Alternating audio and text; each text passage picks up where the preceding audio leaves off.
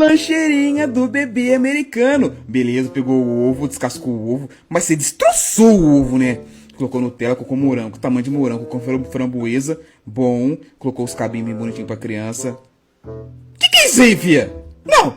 Que é negócio de roxo? Era arroz? Era arroz? Roxo? Parece cérebro. Eu já não comeria se eu fosse criança, eu já não comeria, velho. Ovo roxo. Com arroz roxo. Deve ser arroz com caldo de beterraba, cara. Eu acho que é arroz com alguma coisa de beterraba, eu acho. Fez o narizinho.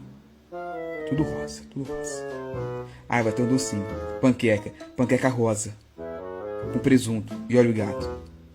Peito de peru e panqueca. Peito de peru e panqueca. Peito de peru e panqueca. Peito de... O gato é mimado.